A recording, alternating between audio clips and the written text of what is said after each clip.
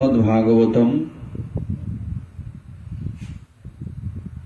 অষ্টম স্কন্ধ দ্বিতীয় অধ্যায়। শ্রীশুক উবাচ आसीत् गिरिवरराजं स्त्रीकूट इति विश्रुतः शिरोदेनावृत सीमान्नो जनायुतमुच्छितः।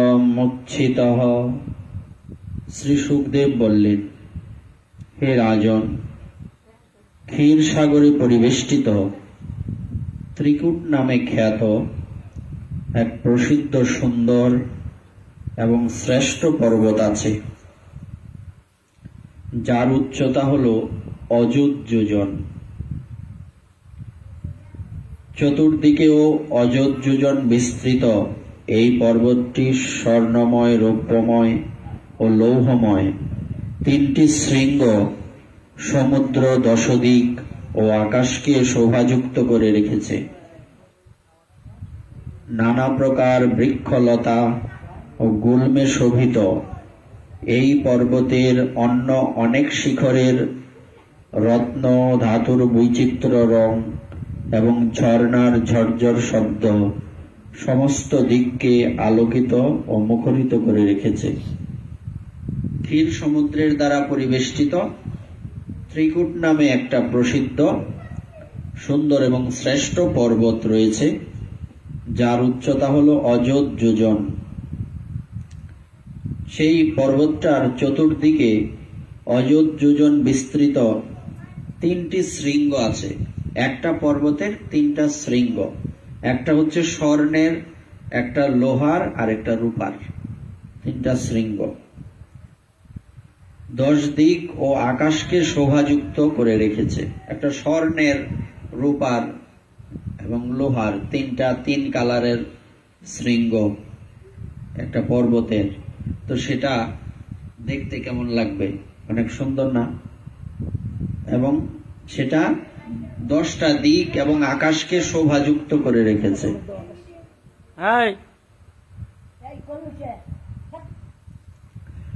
এই পর্বত নানা প্রকার বৃক্ষ, লতা ও গুল্মে শোভিত। এই পর্বতের মধ্যে অনেক বৃক্ষ, লতা, গুল্ম সবকিছু রয়েছে। আর এই একটা পর্বতের তিনটা শৃঙ্গের তিনটার রং আলাদা আলাদা, একটা স্বর্ণের কালার, একটা রূপার কালার আর একটা লোহার কালার। আর এর মধ্যে আবার ঝর্ণা রয়েছে। ঝর্ণার ঝরঝর শব্দে সমস্ত দিক আলোকিত ও মুখরিত। ঝর্ণা আমরা দেখতে যাই, যেমন মাধবকুণ্ডের ঝর্ণা, এবং রাঙ্গামাটি বান্দরবনে কিছু ঝর্ণা আছে। মাধবকুণ্ডের ঝর্ণাটা আরো অনেক সুন্দর। হ্যাঁ, ওই যে জায়গায় বান্দরবনের যে কিছু ঝর্ণা আছে এগুলি অনেক সুন্দর, মোবাইলে টিভিতে দেখা যায়, কিন্তু ওখানে যাওয়াটা বড় মুশকিল, একদম পার্বত্য অঞ্চল। তো এইরকম ধরো একটা, আর ওখানের এটা তো এই জগতের না, এটা ক্ষীর সমুদ্রে বেষ্টিত, এটা আরো উন্নত, আরো সুন্দর হবে, এটা এই জগতের সাথে মিলবে না। আর চতুর্দিক থেকে সমুদ্রের ঢেউ এসে, মানে পর্বতটা এমন জায়গায় চতুর্দিকে সমুদ্র, সুন্দর না? মানে শুনতেই তো কেমন সুন্দর লাগে। চতুর্দিক থেকে সমুদ্রের ঢেউ এসে পর্বতের পাদদেশকে ধৌত করছে, জলাইসা লাগে আবার জায়গা, এরকম ধৌত করছে। এই পর্বতের হরিৎ বর্ণের মরকত প্রস্তরের বর্ণ শোভায় শোভিত হয়ে চতুর্দিকের ভূমি শ্যামল বর্ণ ধারণ করেছে। পর্বতটির গুহাতে ক্রীড়াপরায়ণ সিদ্ধ, চারণ, গন্ধর্ব, বিদ্যাধর, নাগ, কিন্নর এবং অপ্সরারা বিহার করার জন্য আশ্রয় গ্রহণ করত। পর্বতের যে গুহাগুলি, এগুলি এত সুন্দর, মনে হয় যে কেউ একটা এই প্রাকৃতিক ভাবে একটা থাকার জায়গা করে রাখছে। যেমন মানুষ কিন্তু এখন ঘর বাড়ি করলে যারা একটু শৌখিন, এরা চেষ্টা করে যে প্রাকৃতিক কোনো কিছুর মাধ্যমে এটাকে বেষ্টিত করা যায় কিনা। চতুর্দিকে বৃক্ষ, লতা পাতা, অমুক তমুক ইত্যাদি তো এইরকম পর্বতের যে গুহাগুলি মনে হচ্ছে যে কেউ ওইখানে কোনো উদ্যান, তারপরে একটা সুন্দর প্রাকৃতিক ভাবে তৈরি একটা বিল্ডিং করে রাখছে। তো এটার মধ্যে বিভিন্ন নাগ, কিন্নর, অপ্সরা, গন্ধর্ব, চারণ, সিদ্ধ এরা এর ভিতরে গিয়ে আশ্রয় গ্রহণ করতো, সমুদ্রের ঢেউ দেখতো। হ্যাঁ, মানে তাদের যে কর্ম আদি এগুলি করতো। কিন্নর হয়েছে আর কি, হিজড়ারে কয় কিন্নর। তখন মানে এখনো আছে আবার কিন্নর, তাদেরকে আরো কিছু শব্দে করা হয়, কিন্নরই বলা হয়। কিন্নর মানে হিজড়া। হ্যাঁ, তো এরা এই তাদের কাজ গান টান করা, যেমন মানুষ বিয়ে বাড়ি কেউ জন্ম টন্ম হইলে যেমন আসে না এরা, তো ওখানেও স্বর্গের মধ্যেও তাদের একটা ভূমিকা আছে। এরা তো প্রাকৃতিক ভাবেই তৈরি, এটা তো এই মানুষের তৈরি না। আবার কেউ কেউ নিজে যাই না হিজড়া হয়, এটা হলো আলাদা বিষয়, এটা আলাদা সাবজেক্ট। কিন্তু এরা হচ্ছে স্বাভাবিক ভাবেই জন্মগতই এইরকম। আচ্ছা, এবার তাদের সঙ্গীতের সুর যখন পাহাড়ে প্রতিধ্বনিত হতো, তখন গর্বিত হিংস্র সিংহেরা অপর সিংহের গর্জন মনে করে অসহিষ্ণু হয়ে আরো জোরে গর্জন করত। তাদের সঙ্গীত এক হইল সমুদ্র, তারপরে পর্বত গিয়া বাড়ি লাগে, প্রতিধ্বনি হয়। তো এরকম এই প্রতিধ্বনিতে মনে হচ্ছে সিংহরা মনে করে যে অন্য সিংহরা গর্জন করে, তাই এটা দেখা দেখি তারা আরো জোরে গর্জন করে। এই পর্বতের উপত্যকা সমূহ নানা বন্য পশুতে পরিপূর্ণ ছিল, নানা রকম বন্য পশু। সেখানে নানা প্রকার বৃক্ষে সুশোভিত দেব কানন সদৃশ অরণ্য ভূমিতে সুন্দর সুন্দর পাখিরা মধুর স্বরে গান করত। সেই পর্বতে স্বচ্ছ জলপূর্ণ অনেক নদী ও সরোবর ছিল। এটা ছোট কোনো পর্বত না, কিন্তু বিশাল। এটার মধ্যে অনেক নদী, তার মানে কি? তার মানে বিশাল বড় অনেক নদী। আবার সরোবর, ছোট ছোট সরোবর আছে, পুষ্করণী ছোট ছোট। তাদের তটভূমি মণিময় বালুকণা দ্বারা সুশোভিত, এবং সেখানে দেবাঙ্গনারা স্নান করায় তাদের অঙ্গের সুগন্ধে জল সুরভিত হতো। সেই সকল নদী ও সরোবরের সুগন্ধযুক্ত জলকণাবাহী বায়ু সুখসেব্য ছিল। পর্বতরাজ ত্রিকুটের পাদদেশে ভগবত প্রেমী মহাত্মা বরুণের ঋতুমান নামে একটি উদ্যান ছিল। দেবতা বরুণের একটা উদ্যান ছিল, সেখানে দেবাঙ্গনারা ক্রীড়া করতেন।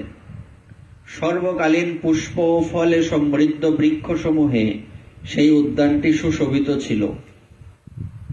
সেই উদ্যানে মন্দার, পারিজাত, গোলাপ, অশোক, চম্পক, নানা রকম আম, পিয়াল, কাঁঠাল, আমড়া, সুপারি, নারিকেল, খেজুর, ডালিম, মহুয়া, শাল, তাল, তমাল, অসন, অর্জুন, অরিষ্ট অর্থাৎ রিঠা, ডুমুর, অশ্বত্থ, বট, পলাশ, চন্দন, নিম, রক্তকাঞ্চন, শাল, দেবদারু, আঙুর, ইক্ষু, কদলী, জাম, কুল, রুদ্রাক্ষ, হরিতকি, আমলকি, বেল, কপিত্ত মানে কদবেল, লেবু ও ভেলা প্রভৃতি বৃক্ষ শোভা পেত। অভাব নাই, সবই আছে তাইলে দেখা যায়। সেই উদ্যানে এক বিশাল সরোবর ছিল, বিশাল একটা সরোবর। সেখানে মনোহর স্বর্ণকমল প্রস্ফুটিত থাকত। সেখানে যে পদ্মগুলি সরোবরের মধ্যে জন্ম হতো, এইগুলি মনে হইতো যে স্বর্ণের কমল, মনে হয় স্বর্ণ দিয়ে কেউ বানায় রাখছে।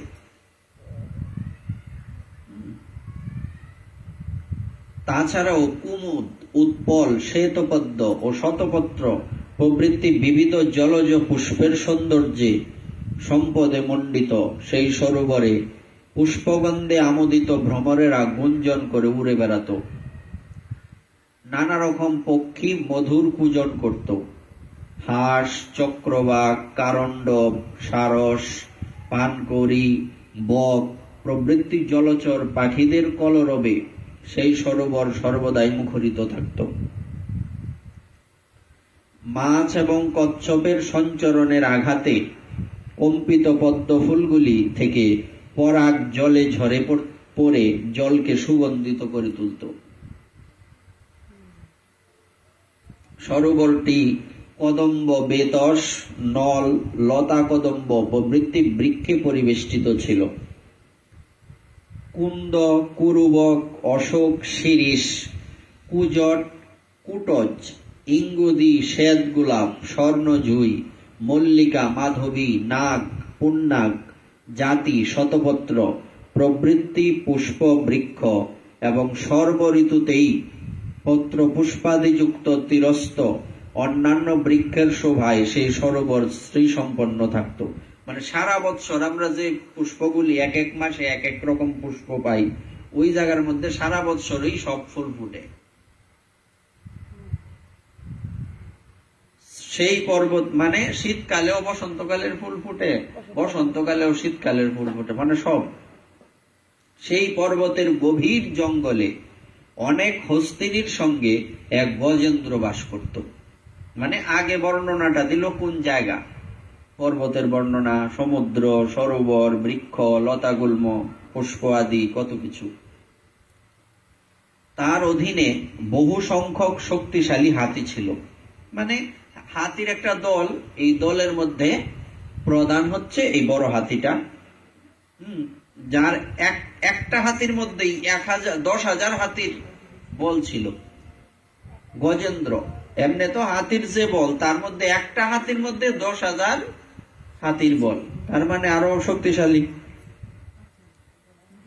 একদিন সেই গজেন্দ্র কাঁটাযুক্ত কিচক, বাঁশ, বেত প্রভৃতি বিশাল লতাগুল্ম এবং নানা বৃক্ষ লন্ড ভন্ড করে ঘুরে বেড়াচ্ছিল। হাতির যে কাজ। তার গায়ের উগ্র মদগন্ধের ঘ্রাণে সিংহ এবং অন্য হাতিরা, বাঘ, গন্ডার প্রভৃতি হিংস্র জন্তু, সাপ, সাদা কালো সরব এবং চমরি গায়ে ভয়ে পালিয়ে গেল। মানে যেগুলি হিংস্র এগুলি এই হাতিকে দেখে পালায়, ভয় পায়। কিন্তু তার থেকে অভয় পেয়ে বৃক, শুকর, মহিষ, বানর, ভাল্লুক, শল্য, গোপুচ্ছ নামক হরিণ, বন্য কুকুর, হরিণ এবং খরগোশ প্রভৃতি ক্ষুদ্র পশুগণ এই অঞ্চলে নির্ভয়ে বিচরণ করত। মানে তাদের কোনো ভয় নাই। ভয় কাদের? বাঘ, সিংহ, মানে যেগুলি ঝামেলা করে আর কি, তাদের ভয়। গ্রীষ্ম তাপে তাপিত সেই গজেন্দ্র, তার অনুগামী শাবক বৃন্দ, অন্যান্য হস্তি ও হস্তিনী পরিবেষ্টিত হয়ে নিজের ভারে সেই পর্বতকেও যেন কাঁপাতে কাঁপাতে চলছিল। পরিস্থিতি এমন, তার শক্তিতে, তার শরীরের ভারে মনে হচ্ছে যে পর্বত পর্যন্ত কাঁপে, কত শক্তিশালী। মানে মনে হচ্ছে আর কি এরকম, এত মানে শব্দ, এত তার প্রভাব। গণ্ডস্থল থেকে নিঃসৃত মদগন্ধে লুব্ধ ভ্রমরেরা তাকে অনুসরণ করছিল। রৌদ্রের তাপে তৃষ্ণাকুল সাথীদের নিয়ে মদবিহল নেত্রে সেই গজেন্দ্র দূর থেকে পদ্মরেণু গন্ধবাহী বায়ু আঘ্রাণ করে ওই সরোবরের দিকে এগিয়ে গেল। যেখান থেকে সেই সুগন্ধ ও শীতল বায়ু প্রবাহিত হচ্ছিল, দ্রুত গতিতে এসে সেই সরোবরের তীরে উপস্থিত হল। সরোবরের সেই অমৃতের মতো মধুর, নির্মল ও স্বর্ণকমল এবং রক্তবর্ণের পদ্মের কেশরে সুরভিত জলে অবতরণ করে এবং প্রাণ ভরে সেই জল সুর দিয়ে পান করে ও সেখানে স্নান করে সে তার ক্লান্তি দূর করল। গজেন্দ্র গৃহস্থ পুরুষদের মতো সুরে করে জল নিয়ে নিজ স্ত্রী ও শাবকদের পান ও স্নান করালো। যেরকম গৃহস্থ ব্যক্তি যদি পুরো ফ্যামিলি নিয়ে কোনো জলের মধ্যে নামে, একটু জল স্নান টান করায় দেয়, ছেলে মেয়েদেরকে, স্ত্রীদের উপর একটু জল ছিটায় দেয়, সে তারাও জল ছিটায় দেয়, মানে জল খেলি করতেছে আর কি, আনন্দ করে। ভগবানের মায়ায় মোহিত হয়ে গজেন্দ্র ক্রমেই উন্মত্ত হয়ে উঠেছিল। সে বেচারি জানত না যে ভয়ঙ্কর বিপদ তার শিয়রে উপস্থিত। মানুষ যখন বেশি উড়ে তখন পড়তে কিন্তু সময় লাগে না, তাই বেশি উঠতে নাই। মানে যতটুকু সম্ভব নিজেকে কন্ট্রোলে রাখা ভালো, আর বেশি উঠলেই বিপদ। সে এমন উন্মত্ত হয়ে উঠল, সে আসলে জানতোই না ভয়ঙ্কর বিপদ তার সামনে। বিপদ তো এই বিপদ না, কেমন বিপদ, ভয়ঙ্কর বিপদ। তো সংসারে জীব আমরাও, আমাদেরও একই অবস্থা। আমরা কিন্তু জানি না যে আমাদের সামনে কি বিপদ আসছে, জানি না, অনুমান করতে পারি কিন্তু আমরা গুরুত্ব দেই না। কেন আমরা কি অনুমান করতে পারি না আজ থেকে 10 বছর 20 বছর পরে কি হইতে পারে? আমাদের শরীরে এই শক্তিটা থাকবে? শরীরের শক্তিও থাকবে না, আমাদের পরিবেশ পরিস্থিতিও পাল্টে যাবে। কোথায় কখন কিভাবে থাকতে হয় আমরা জানি না।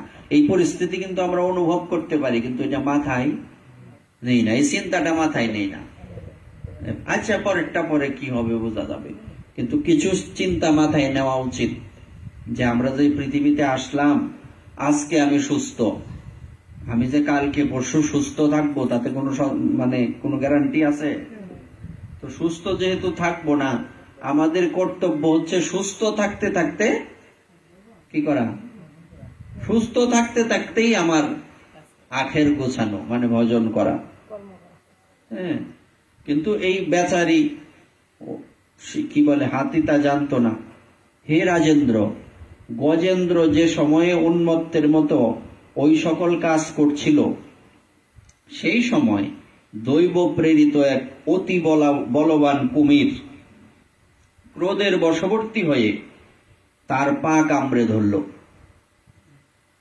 হঠাৎ এই ভয়ঙ্কর বিপদে পড়ে মহাবলশালী সেই গজেন্দ্র তার সমস্ত শক্তি দিয়ে নিজেকে মুক্ত করার চেষ্টা করতে লাগলো, কিন্তু নিজেকে ছাড়াতে পারল না।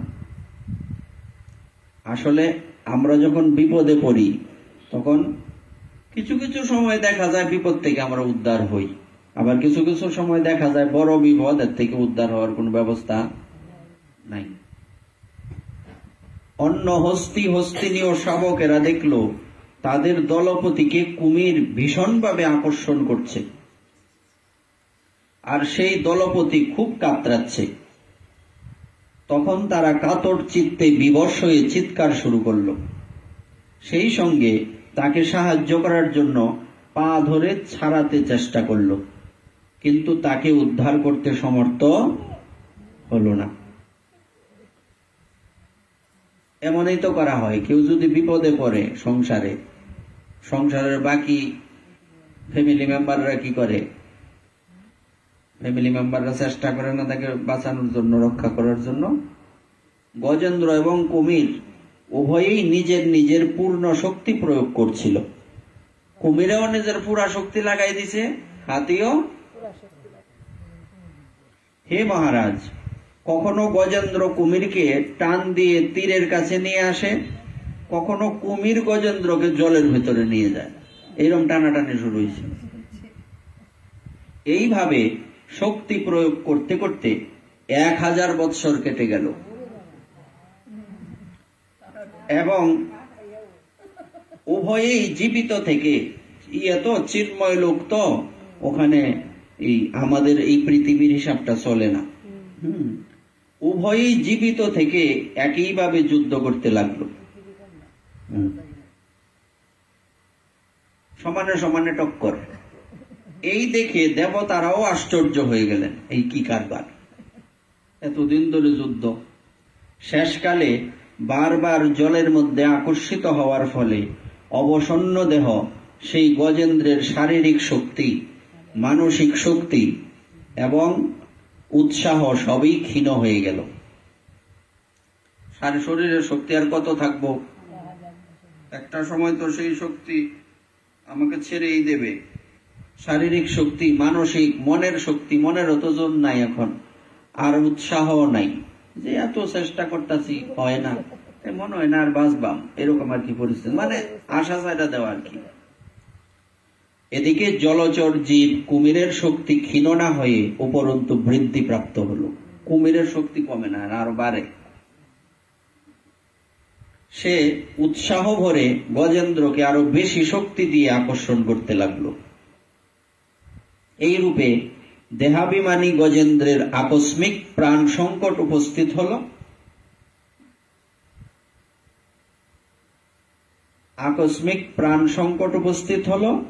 এবং সে নিজেকে মুক্ত করতে অক্ষম হয়ে পড়ল। তখন সে দীর্ঘক্ষণ মুক্ত হওয়ার নানা উপায় চিন্তা করতে করতে অবশেষে এই সিদ্ধান্তে উপনীত হল, এই কুমির বিধাতার পাশ রূপেই এসেছে। এর ফাঁদে পড়ে আমি কাতর হয়ে পড়েছি। যখন আমারই মতো শক্তিশালী অন্য হাতিরা আমাকে মুক্ত করতে পারল না, তখন এই হস্তিনীরা কি করে মুক্ত করবে? মানে আমার মতো শক্তিশালী পুরুষ হাতিরাই আমার রক্ষা করতে পারলো না, তা আমার স্ত্রীরা আর আমার কি রক্ষা করব? মেয়েদের তো সব দিক থেকে শারীরিক শক্তি কিছু কমই থাকে। মেয়েদের শক্তি আর পুরুষের শরীরের শক্তি তো এক না, যত সবার বেলায়। সুতরাং সমস্ত বিশ্বের একমাত্র আশ্রয়স্থল যে ভগবান, আমি তার শরণাপন্ন হলাম। কাল অতীব বলবান,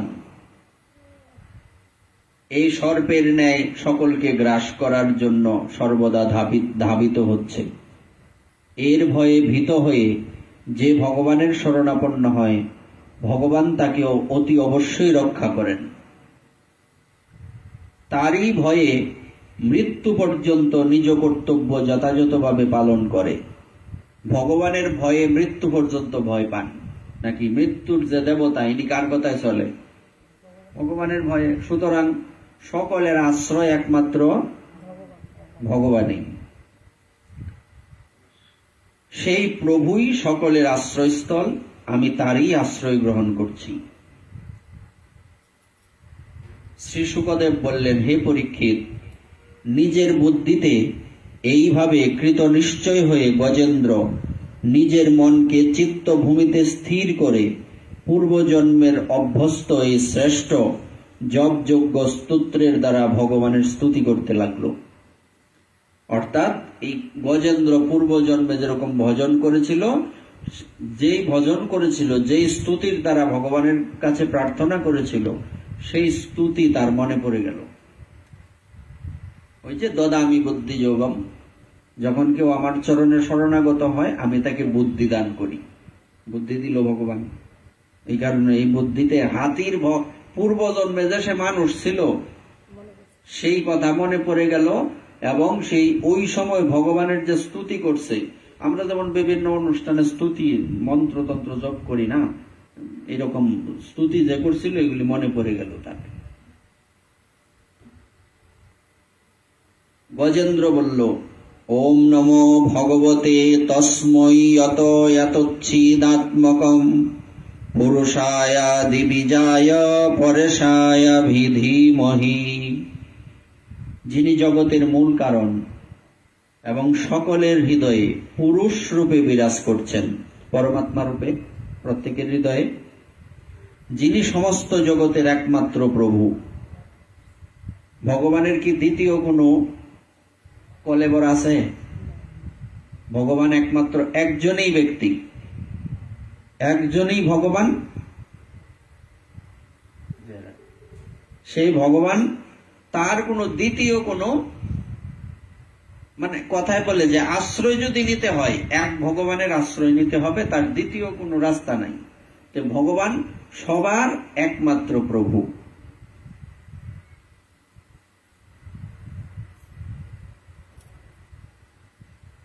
তো আসনের ব্যবস্থা করলে ভালো।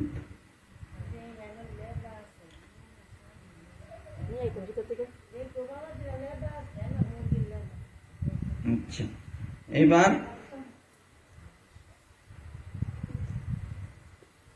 যার জন্য এই সংসারে চেতনার বিস্তার হয়, সেই ভগবানকে নমস্কার এবং ভক্তি ভরে তার ধ্যান করি। ভগবানের কৃপাতেই এই সংসারের বিস্তার হয়। উনি সমস্ত কিছু সৃষ্টি করেছেন, উনি সৃষ্টিও করেছেন, উনি সেই সৃষ্ট সমস্ত প্রাণীদেরকে, প্রাণীকুলকে পালন করছেন। উনার মাধ্যমেই, উনার কৃপাতেই, উনার দ্বারাই আবার কি হবে, সেই সকলের মৃত্যু হবে। হয় কেউ কেউ ভগবানকে পাবেন ভজনের দ্বারা, নয় আমরা কেউ কেউ নরকেও যাব, কিংবা যে যে কর্ম করব সে অনুযায়ী উপরের লোক বা নিচের লোক যে কোনো জায়গায় আমরা যাব। এই বিশ্ব যার মধ্যে অবস্থিত, যার সত্তার বশত এই বিশ্বের প্রতীতি হচ্ছে, যিনি এই বিশ্বের সর্বত্র ব্যাপ্ত এবং স্বয়ং যিনি এই রূপেই প্রকাশিত, এবং এই সমস্ত হওয়া সত্ত্বেও যিনি এই সংসার ও তার কারণ প্রকৃতির অতীত, আমি সেই স্বয়ং প্রকাশ, স্বয়ং সিদ্ধ সত্তাত্মক পরমেশ্বরের শরণাপন্ন হলাম। আপনারা গীতাতে পড়ে থাকবেন, ভগবান বলেছেন যে আমি এই পৃথিবী সৃষ্টি করেছি, আমি এই পৃথিবীতে অবস্থানও করছি, কিন্তু পৃথিবীর কোনো কিছু আমাকে আবদ্ধ করতে পারে না। যেমন সুতার মধ্যে এই পুষ্পগুলি একসাথে হয়ে একটা মালার রূপ নেয়, তো আমার মধ্যে সারা পৃথিবীটা এরকম ওতপ্রোতভাবে জড়িত। এই কথাটার মূল তাৎপর্য এটাই। এই প্রপঞ্চ বিশ্বই তার মায়ায়, তাতেই অধ্যস্ত। তিনি কখনো ব্যক্ত, কখনো বা প্রলয়ে বিলীন। এই বিশ্বকে নিত্য অলুপ্ত দৃষ্টে সাক্ষী রূপে নিরীক্ষণ করছেন। অর্থাৎ ভগবান কখনো কখনো ব্যক্ত হন, কখনো কখনো অপ্রকাশিত থাকেন। কোথায় ব্যক্ত হন ভগবান? ভগবান ভক্তের কাছে ব্যক্ত হন, কিন্তু অভক্তের কাছে অব্যক্ত থাকেন। শুধু অব্যক্ত থাকেন না, তারা অজ্ঞানতাবশত ভগবানকে চিনতে পারে না, জানতে পারে না, তাদের কাছে ভগবান অব্যক্ত। আবার তিনি সমস্ত বিশ্বকে অলুপ্ত দৃষ্টে সাক্ষী রূপে নিরীক্ষণ করছেন। ভগবান সমস্ত কিছুর সাক্ষী। আমরা যদি মনে করি যে আমরা না অন্ধকারে একটা ভুল করলাম, কে দেখছে? ভগবান তো দেখছে, তাই না? ভগবান কিন্তু ঠিকই দেখেছেন। উনি সবার সমস্ত কর্মের সাক্ষী। সেই সর্বমূল তথা আত্মমূল, কার্য এবং কারণের অতীত স্বয়ং প্রকাশ ভগবান আমাকে রক্ষা করুন। প্রলয়কালে লোক, লোকপাল এবং ভূতাদি সহ সব কারণ বিনষ্ট হলে যে দুরবগাহ ঘোর অন্ধকার অবশিষ্ট থাকে, সেই অন্ধকারের পারে বিরাজমান যে বিভু, তিনি আমায় রক্ষা করুন। অর্থাৎ সারা পৃথিবী, সমস্ত পৃথিবী বিনষ্ট হয়ে গেলে বা প্রলয় হয়ে গেলে, মহাপ্রলয় উপস্থিত হলেও সবকিছু যদি অন্ধকারও হয়ে যায়, সেই অন্ধকারের মধ্যেও ভগবান প্রকটিত থাকেন, বিরাজমান থাকেন। এই এত অন্ধকারের মধ্যেও তিনি একমাত্র আলো। সত্যিটা কিন্তু এটাই। আমরা চোখের সামনে যা দেখতে পাচ্ছি সমস্ত কিছু আসলে অন্ধকারই বটে, এগুলি একটাও আলো নয়। কিন্তু আমাদের এটা চোখের ধান্দা। যেরকম একরকম কিছু বাজারের মধ্যে মানুষে কিছু ধান্দা দেখায় না, ম্যাজিক ট্যাজিক, তো এরকম আমরা মায়ার ম্যাজিকে পড়ে আছি, জাদুতে। হ্যাঁ, টাকারে কাগজ রে টাকা বানাই লেলো, জলের মধ্যে অনেক কিছু করে না, এরকম হঠাৎ জলের মধ্যে আগুন জ্বালাই লেলো, এগুলি হচ্ছে চোখের ধান্দা। আমরা যে চোখের সামনে লাইট দেখতেছি, এটা লাইট না, এটা অন্ধকার। এটা কেমন কথা বলছে? এটাই সত্য। চতুর্দিকে যা দেখতে পাচ্ছি সব অন্ধকার, একমাত্র আলোকে। কৃষ্ণ সূর্য সম, মায়া হয় অন্ধকার, যাহা কৃষ্ণ তাহা নাহি মায়ার অধিকার। একমাত্র কৃষ্ণই আলোয় আলোকিত, আর ওনার আলোতে কিঞ্চিত কোটি কোটি কোটি কোটি ভাগের এক ভাগ আলো এই জগতে প্রকাশিত। তাহলে চিন্তা করেন, ভগবানের শরীরের বা ভগবানের লোকের, ভগবান যেখানে বাস করেন, ভগবানের ধামের আলোটা কিরকম। গীতাতে ভগবান বললেন না যে আমার ধাম, এটাকে এই জগতের চন্দ্র সূর্য আলোকিত করতে পারে? পারে না। তো তো সমস্ত অন্ধকারের পরেও উনি আছেন। তার লীলা রহস্য জানা অতীব দুরূহ। তিনি অভিনেতার মতো নানা রূপ ও নানা বেশ ধারণ করেন। অভিনেতা কি করে? আমরা অভিনয়ের মধ্যে অভিনেতার যে অভিনয় দেখি সেটা কি সত্যি না মিথ্যা? অভিনয় মানেই তো মিথ্যা, তাই না? রিয়েল বিষয়টা, বাস্তব বিষয়টা তো আলাদা। যে এক ব্যক্তি সে হয়তো বাস্তব দিক থেকে বিচার করলে বাস্তববাদের মধ্যে সে হচ্ছে একজন দরিদ্র, কিন্তু তাকে একটা নাটকের মধ্যে অভিনয় দেওয়া হলো কার? রাজার অভিনয়। হ্যাঁ, তো এরকম একটা ঘটনা আছে। এক সময় এই যে ব্যক্তি দরিদ্র, তার শরীরের গঠন, তার কথা বলার ধরন, এইসবে তাকে রাজার পাঠ দেওয়া হইল। আর যে ধনী তারে দেওয়া হয়েছে মন্ত্রীর পাঠ। এবার রাজা তো মন্ত্রীরা বারে বারে অর্ডার দেয়, হ্যাঁ এটা করো এটা করো। তো এবার সে অভিনয়ের মধ্যে, অভিনয়টা কখন সঠিক হয়? যখন অভিনয়টাকে তুমি রিয়েল মনে করবা। কিন্তু এই জগতে আমরা যে চলছি, আমাদের যে অভিনয়, এটাকে রিয়েল মনে করা যাবে না। কিন্তু একটা অভিনয় সাকসেসফুল কখন হবে? একজন অভিনেতা কখন সাকসেসফুল হয়? যখন একজন খলনায়ককে মানুষ জুতা মারে, তখন বুঝতে হইব যে তার অভিনয় সার্থক। কি কথা সত্যি তো? এটা হচ্ছে ওই জায়গায় ঠিক। কিন্তু আমাদের সবসময় মাথায় রাখতে হবে আমরা যাতে অভিনয়ের মধ্যে মজে না যাই। এটা প্রকৃতপক্ষে অভিনয়। তো বারবার অর্ডার দেয়, বলছে এই তোমার আমি মানি না, মানুষ না আগে বানাইছিলি কেন? এটা অভিনয়ের কোনো কথা না, মানে নাটকের কোনো কি সংলাপ না। এই উনি এমনি রেগে গেলেন, এই ওরা আমি মানি না, মানুষ তাতে বানাইলে কেন? বিষয়টা এরকম আর কি।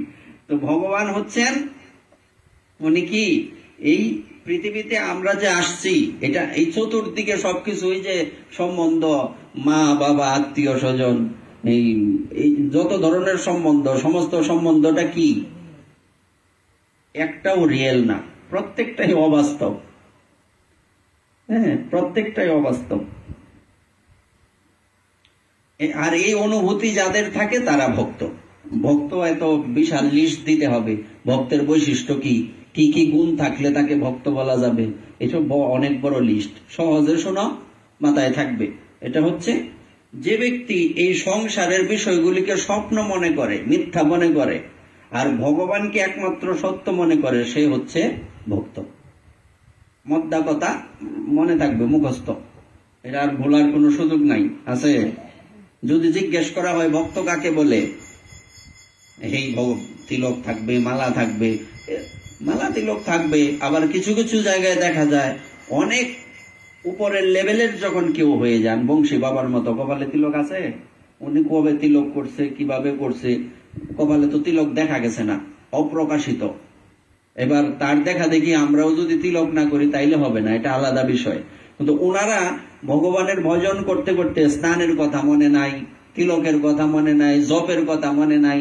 যেমন কালকেই আমাদের জেঠুর বিনোদ বাবার একটা পাঠ শুনছিলাম, উনি বলছেন যে অনেক সময় স্মরণ করতে করতে কি হয়, তখন মালা টপকাতে ঝামেলা হয়। হরে কৃষ্ণ স্মরণ করছেন, তখন কিন্তু সাক্ষী মালার কথা মনে থাকবে না, আপনি কোন পর্যন্ত গেছেন। যেমন মালা হাতে নিয়ে ঘুমাইলে হঠাৎ ঘুম ভাঙলে কেমন হয়? মালাটা কোন জায়গায় মনে ধরেন পড়ছে না, ঠিক মতোই হাতেই আছে। হ্যাঁ, এবার আমি কয় মালা করলাম, এইরকম হয় না?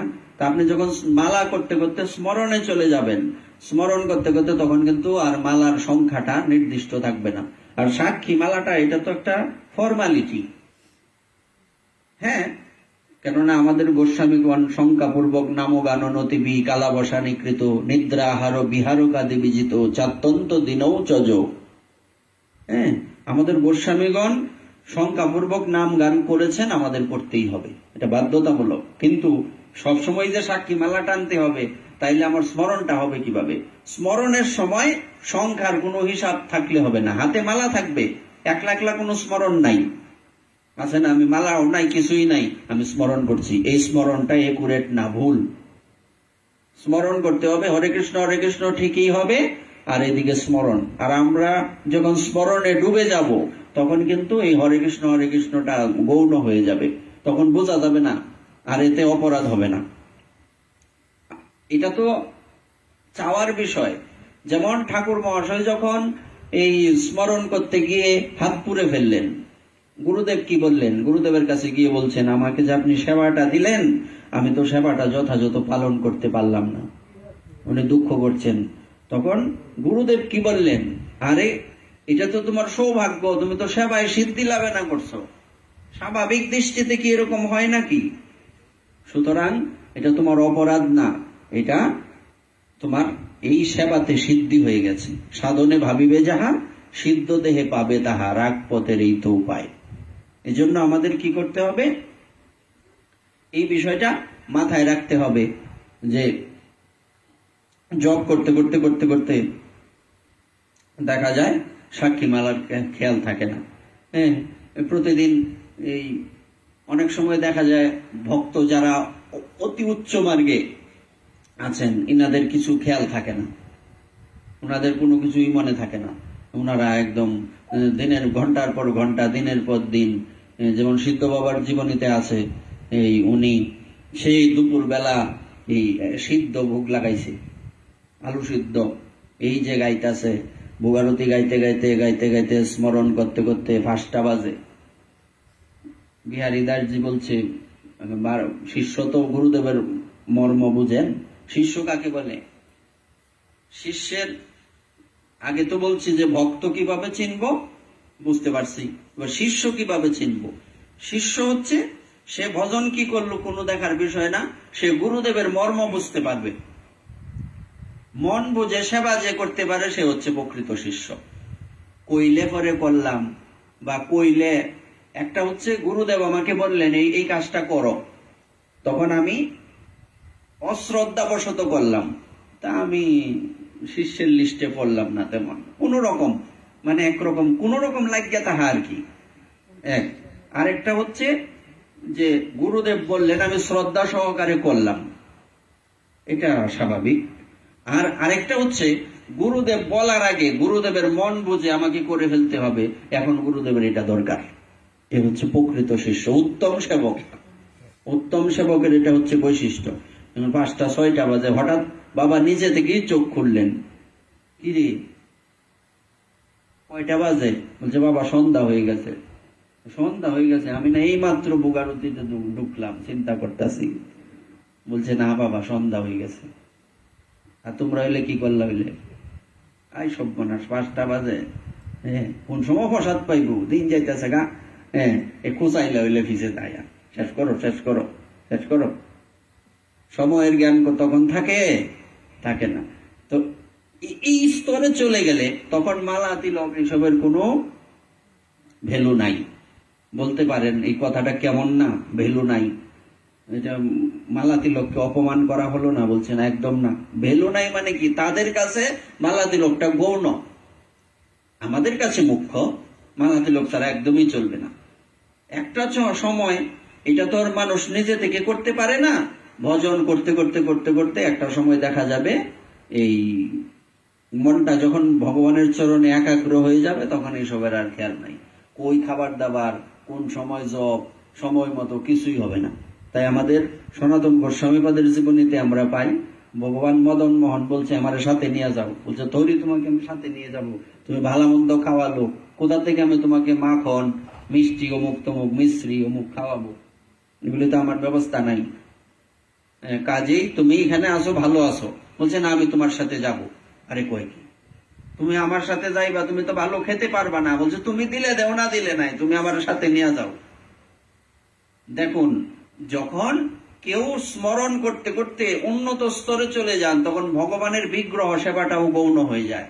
আপনারা কুটিরে যাবেন, রাধাকুণ্ডে বৃন্দাবনে কোন কুটিরে গেলে দেখতে পাবেন সাধুদের কুটিরে কোনো ওই এত সুন্দর শৃঙ্গার, একদম বিশাল বড় বিগ্রহ কিছুই পাবেন না। ছোট্ট একটা জলচৌকি পড়ে রয়েছে মাতার সামনে, নিচে সাধু ঘুমায়, জলচৌকিটা তো নিজের থেকে একটু উঁচা হই। বলছি কি ভগবানের আসনটা নিজের থেকে একটু উঁচাতে থাকবো, এটা অত উপরেই তাহলে লাগবো এমন কোনো বিষয় না। তো এই একটা জলচৌকির মধ্যে এই দুইটা চিত্রপট, কিচ্ছুই নাই। গুরুদেবের চিত্রপট, গুরুবর্গের চিত্রপট, ছোট ছোট ছোট ছোট চিত্রপট, একটা পঞ্চতত্ত্ব, একটা রাধা গোবিন্দ, যদিও মানে অধিক গেলে একটা গিরিরাজ থাকে, কিচ্ছুই নাই। হঠাৎ করে একজন সাধারণ ব্যক্তি আমার মতো নরাধমকে যদি প্রবেশ করে, আর এটা কি করে, এটা কোনো সেবা নাই, বিগ্রহ নাই, দেখবেন 2 ঘন্টা ঘন্টা বাজানোর সময় নাই তাদের। কিসের ঘন্টা বাজানি, যে তালে সেবা করতেছে এই তালে ভগবান দিতেছে, কিছুই করার নাই, ওই পাইব তাল। আমি নিজের চোখে দেখছি তো, ওই জন্য বলছি। কাজেই আমাদের চোখে যদিও গুরুদেবের কৃপায় এগুলি দোষ হিসেবে ধরা পড়ে না, আমরা বুঝি ওনারা সাধু, কত বড় সাধু, হয়তো অনুভূতির মধ্যে নাই, বুঝি তো, আমাদের চোখকে এইসব দোষ দৃষ্টি আসবে না এই জায়গাতে। অন্তত এমনিতে সবার প্রতি দোষ দৃষ্টি আসে, কাজেই আমার দোষ দেখা এটা আলাদা বিষয়, ওখানে দোষ আসে না, কারণ আমরা এই বিষয়টা পড়ছি, শুনছি, জানি। হ্যাঁ, এই জন্য কথাটা কেন বললাম, তখন এগুলি গৌণ হয়ে যায়, মুখ্য থাকে না। যেমন এই পৃথিবীতে অভিনয় করতে করতে করতে করতে যখন যারা অভিনয় করে, অভিনয়ের মধ্যে ডুবে যেতে হয়, নাহলে থরি কান্না আসবে। যদিও এখন চোখের মধ্যে কেমিক্যাল দিয়া কান্দে, এটা আলাদা বিষয় আছে, এটা না, কিন্তু একটা সময় দেখা যেত কি এইসব কেমিক্যাল টেমিক্যাল ছিল না, রিয়েল কান্না ছিল, তখন রিয়েল হাসি ছিল। এই উত্তম কুমার আদি যে তৎকালীন সময়ের যারা তাদের বিষয়গুলি কিন্তু একদম রিয়েল। এখন অনেক কিছু আর্টিফিশিয়াল হয়ে গেছে, তখন এই ব্যবস্থা ছিল না। যেমন একটা অভিনয়ের মধ্যে অভিনয় করতে গিয়ে অভিনয়ের মধ্যে ডুবে যেতে হবে, আমরা যাতে এই সংসারের অভিনয়ের মধ্যে ডুবে না যাই, আমাদের কোনটাতে ডুবে যেতে হবে, ভগবানের লীলাতে ডুবে যেতে হবে, ভগবানের সেবাতে ডুবে যেতে হবে। সেবা করে সুখ দিব এই মাত্র চাই, এ হচ্ছে একজন সেবকের লক্ষণ। আগে বলছি যে ভক্তের কি লক্ষণ, পরে বলছি কি শিষ্যের কি লক্ষণ, সেবকের কি লক্ষণ, সেবা করে সুখ দিব এই মাত্র চাই। আমার কোনো দ্বিতীয় কোনো লক্ষ্য নাই, একটাই লক্ষ্য, আমি তোমাকে সেবা করলে তোমাকে সন্তুষ্ট করব, তুমি সন্তুষ্ট হইলে এই সেবাটা নিন্দনীয় কর্ম হইলেও এটা আমি করব। সেবার মধ্যে এইসবের হিসাব কোনো নাই। কিন্তু আমরা কি করি, সংসারের জীব আমরা কি করি, আমরা সুবিধা মতো ভগবানের সেবা করি। মনটা চাইলো যেটা সুবিধা এটা মানলাম, যেটা অসুবিধা না এটা তো রুহিতে পারি না, বাদ। এটা সেবকের লক্ষণ না। আমাদের প্রকৃত সেবক হতে হবে, আমাদের প্রকৃত শিষ্য হতে হবে, আমাদের প্রকৃত ভক্ত হতে হবে। তার লীলা রহস্য জানা অতীব দুরূহ। তিনি অভিনেতার মতো নানা রূপ ও নানা বেশ ধারণ করেন। তার বাস্তবিক স্বরূপ দেবতা বা ঋষিগণ কেউই জানেন না। আমরা কি, আমরা তো খড়কুটোর মতো উড়ে যাব, ভেসে যাব, আমরা কি করে জানবো? মুনি ঋষিরা পর্যন্ত ভগবানকে জানতে পারে না। ভগবান তো দূরের কথা, বৈষ্ণব চিনিতে না রে দেবের শকতি, বৈষ্ণবকে দেবতা পর্যন্ত চিনতে পারে না, আর ভগবানকে মুনি ঋষি দেবতা কেউ চিনতে পারে না। চিনলে স্বয়ং সৃষ্টিকর্তা ব্রহ্মার মোহ হলো কেন? কালকে আমরা একটু বলছিলাম, যদি ওই লীলাটা ছিল না, আমরা দৃষ্টান্ত দিতে গিয়ে বলছি, স্বয়ং যিনি সৃষ্টিকর্তা ব্রহ্মা, উনার পর্যন্ত মোহ হয়ে গেল। এটা কেমন কথা? ভগবান এমন করবেন কেন? ভগবান কি কারো এটো খায়? উনি রাজার মতো থাকবো, উনি সবাই মাটির মধ্যে গড়াগড়ি দেয়, আরেকজনকে কাঁধে নিয়ে ঘুরে বেড়ায়, কুস্তি করে পারে না জিততো। এটা কেমন ভগবান? হ্যাঁ, এইরকম। এবার মুনি ঋষিরা পর্যন্ত ভগবানকে জানতে পারে না, আমাদের কা কথা, আমরা কি করে জানতে পারবো? তাহলে এমন কোন ব্যক্তি আছে যে তার বর্ণনা করতে পারে?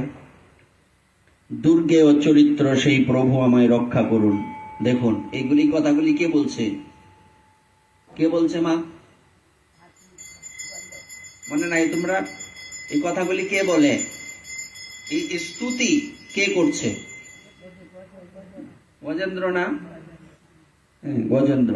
মনে রাখতে হবে তো, নাহলে কেটা কি কইতেছে, সাপ না ব্যাং, নাহলে তো লাভ নাই। তো এইবার গজেন্দ্র স্তুতি করছেন। এই কথাগুলি দেখুন তো কত সুন্দর ভাবে। একটা হাতি ভগবানের স্তুতি করে কেমনে, কিভাবে সম্ভব? পূর্বজন্মের এটা আমরা পরে পাবো কি ছিলেন তিনি। যার পরম মঙ্গলময় স্বরূপ দর্শন করার জন্যে সাধুরা সংসারের সমস্ত আসক্তিকে ত্যাগ করে বনে গিয়ে নৈষ্ঠিক ব্রহ্মচর্য আদি অলৌকিক ব্রত পালন করে এবং নিজ আত্মাকে সকলের হৃদয়ে বিরাজমান রূপে উপলব্ধি করে স্বাভাবিকভাবেই অপরের মঙ্গলে রত থাকেন। মুনিগণের সর্বস্ব সেই ভগবান, আমার সহায়তা করুন এবং তিনি আমার পরম গতি হন। শ্লোকটা কিন্তু খুব গুরুত্বপূর্ণ না? গুরুত্বপূর্ণ না শ্লোকটা? কি বলছে এখানে দেখুন, কত সুন্দর কথা। একটা হাতি কিভাবে ভগবানের স্তুতি করে, আর আমরা মানুষ হয়ে, পশু পাখি তারা সবে প্রহরে প্রহরে জাগে, মানুষ হয়ে কেন রইলে ঘুমে অচেতন, একবার হরি বল রে মন, নেচে নেচে বাহু তুলে হরি বল রে মন। পদের মধ্যে আছে না? পশু পাখি তারা ঠিকই প্রহরে প্রহরে জাগে, দেখবেন অর্ধরাত্রে হঠাৎ করে পাখি ডেকে উঠছে, কেন? এরা ঠিক সময় মতো উঠে যায়। তাদের ঘুমটা কিরকম? ভক্তদের ঘুম কেমন হবে? কার মতো? কুকুরের মতো, শোনো নিদ্রা। কুকুর রাস্তা দিয়ে হেঁটে যাচ্ছেন, গভীর বিভোর ঘুমে আপনার পায়ের হালকা একটু শব্দে উঠে পড়ছে।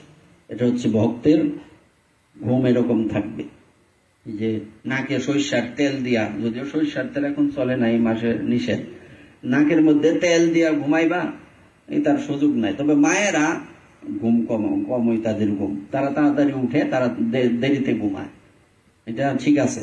তো আমাদের মধ্যে সমস্যা, আমরা ঠিক মতো উঠি না, ভজন সাধন নাই, এই সমস্যা। তো এবার এখানে কত সুন্দর কথা বলছে দেখুন, কোথায় গেল? যার পরম মঙ্গলময় স্বরূপ দর্শন করার জন্যে সাধুরা সংসারের সমস্ত আসক্তিকে ত্যাগ করে। যার মানে কার? ভগবানের। এটাকে বুঝতে হবে মাথায়। এইগুলি তো দর্শন, একটু এদিক সেদিক হইলে কিন্তু মনে থাকবে না। বলছে যার পরম মঙ্গলময় স্বরূপ, যাকে দেখা পাওয়ার জন্য, যার দর্শন পাওয়ার জন্য আমাদের কত বড় বড় মুনি ঋষি সাধুগণ সর্বস্ব ত্যাগ করে চলে গেছেন। বৃন্দাবনে যে বড় বড় সাধুরা আছেন, ওনারা এক একজন জমিদারের সন্তান। এটা ওই গোস্বামীগণের বেলায় ছিল তা না, এখনো আছে, এখনো আছে, পরেও হবে।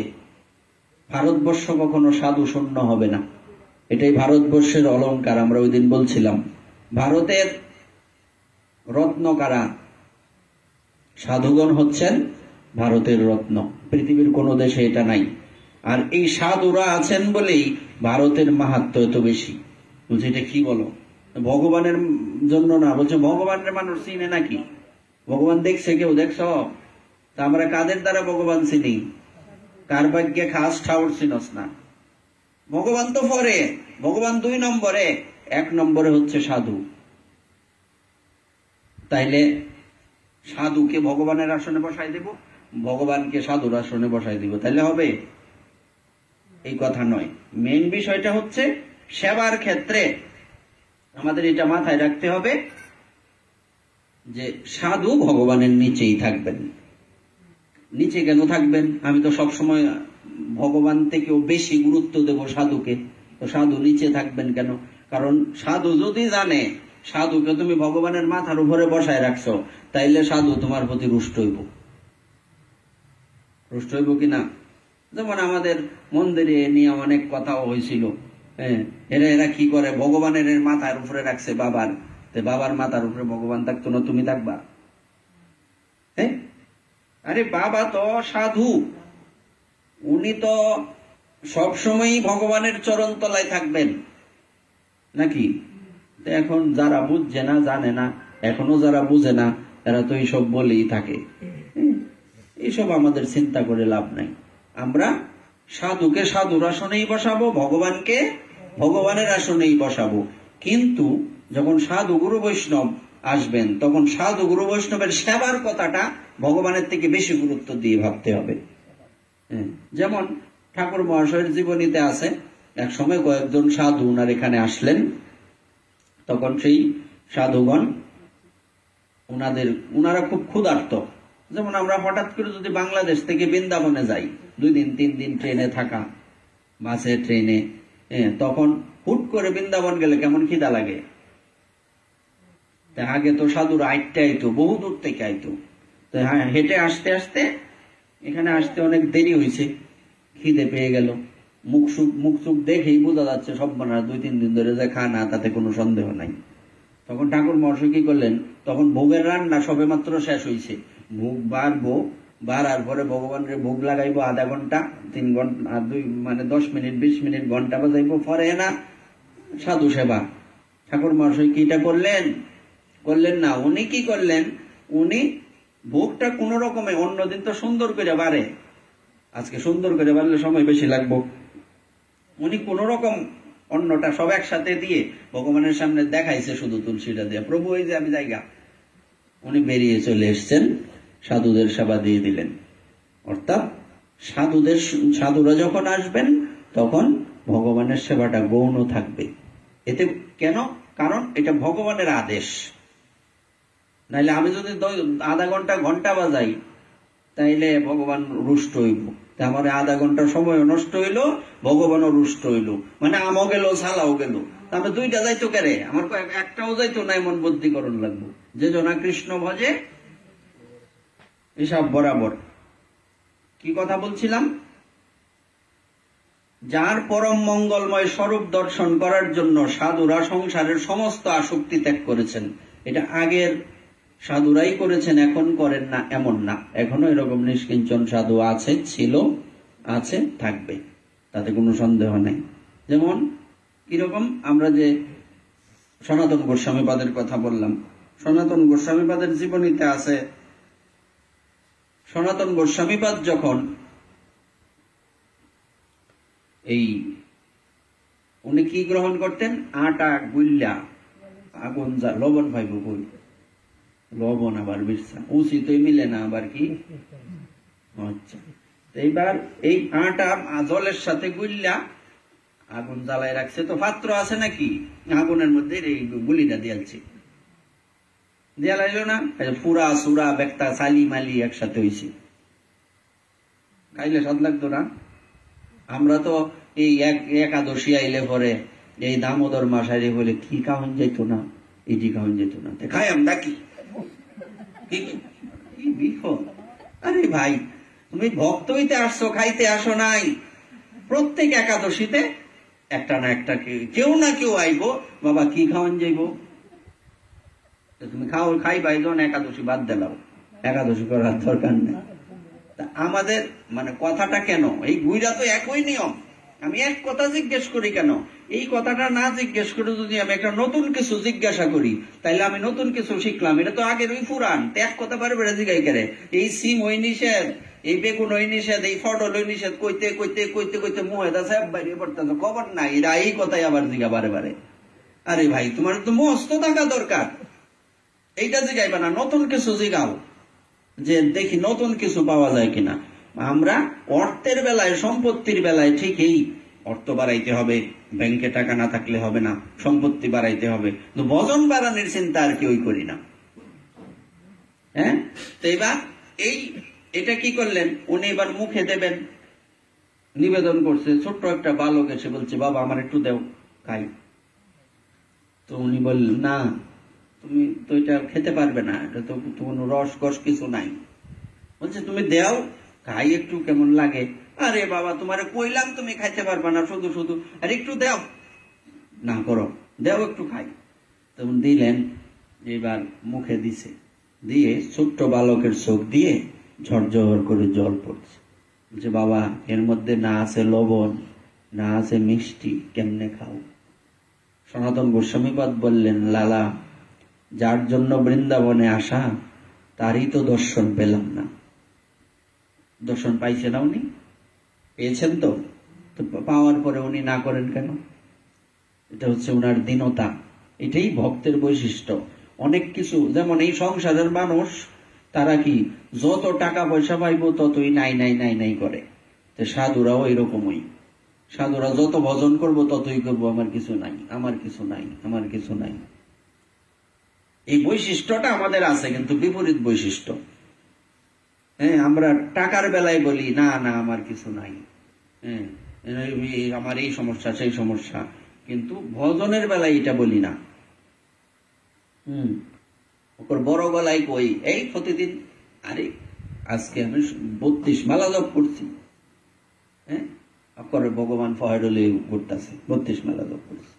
আমাদের গোস্বামীগণ এই 3 লক্ষ 4 লক্ষ হরিনাম করে ওনারা এই নাই নাই করে, পাইলাম না। আমরা এই 16 মালা জপ করে কি জানি সিদ্ধি লাভ করেছি। হ্যাঁ, তখন বলছে যে এত কিছু করার পরেও তো আমার রাধারানীর কৃপা লাভ হল না, আমার কি গতি হইল, আমার জানি কোথায় ভুল আছে। উনি পরিক্রমা করতে করতে কাছাড়ের মধ্যে পড়ে গেছেন। তখন একটা বালক এসে হাত বাড়িয়ে বলছে, বাবা আমার হাত ধরো। শরীরে শক্তি নাই তো, যত কথাই বলেন, শরীরের তো একটা বিকার আছে। যতই সিদ্ধ দেহ থাকুক, না খায় থাকতে থাকতে শরীরের তো একটা দুর্বলতা প্রকাশ পায়, উঠতেই পারেন না কাছাড় থেকে পরিক্রমা করতে করতে। টেনে তুললেন, যে বাবা এত কষ্ট করো কেন, পরিক্রমা ছেড়ে দাও। তখন উনি বললেন যে প্রাণ চলে যায় যাক, পরিক্রমা ছাড়া যাবে না। তাহলে আমরা কাদের পদাঙ্ক অনুসরণ করব?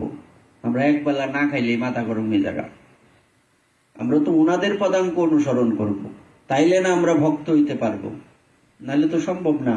এই যে কথাটা দেখুন তো, এই শ্লোকটা নিয়ে তো 3 দিন কথা কোন জীব। সুন্দর একটা শ্লোক পাইলাম আজকে।